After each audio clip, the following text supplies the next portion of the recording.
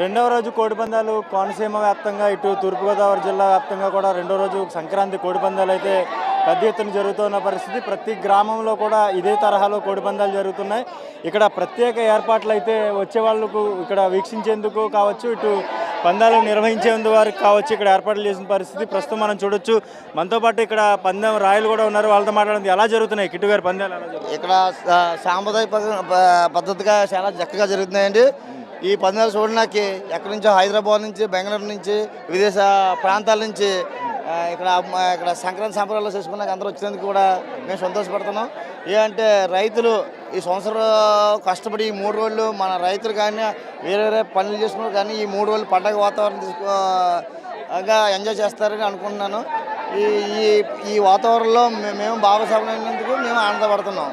ఎలా పెద్ద పందెం ఏది జరిగింది ఇప్పుడు? పెద్ద పందాలు ఏమి లేదండి, మా పందాలు ఏదో సాంప్రదాయపరమైన కోడి పందాలు జరుగుతున్నాయి.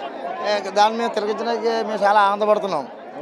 ఓకే, చూసుకోవచ్చు ఇక్కడికి మహిళలు కూడా పెద్ద ఎత్తున వచ్చారు. హైదరాబాద్, విజయవాడ, బెంగళూరు నగరాల నుంచి కూడా పెద్ద ఎత్తున మహిళలు వచ్చి ఇక్కడ పందాలు వీక్షిస్తున్న పరిస్థితి. ప్రతి ఏటా కూడా ఇక్కడికి విఐపీలు కూడా వస్తుంటారు. సినీతారులతో పాటు రాజకీయ ప్రముఖులు కూడా ఇక్కడికి విచ్చేసి పందాలు వీక్షిస్తూ ఉంటారు.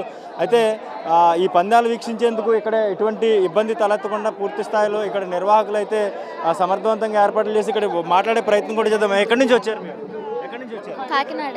ఎట్లా ఉంది? బాగుంది. ఎవ్రీ ఇయర్ వస్తూ ఉంటారా? లేదు, ఫస్ట్ టైం.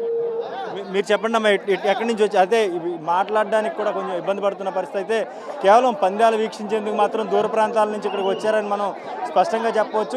ఇదే తరహాలో పందాలు భోగి నుంచి ఈరోజు కనుమ వరకు, రేపటి కనుమ వరకు కూడా ఇదే తరహా పందాలు నిర్వహించే పరిస్థితి కనిపిస్తూ ఉంది. పెద్ద ఎత్తున సాంప్రదాయం పేరుతో ఇక్కడ పందాలు నిర్వహిస్తున్న బరిల వద్ద మాత్రం కోట్లాది రూపాయల పందాలను నిర్వహిస్తున్న పరిస్థితి కనిపిస్తుంది. ఇప్పుడే ఒక పందెం కూడా పూర్తయిన పరిస్థితి. మనం ఈ బరిలోనే ఉన్నాం.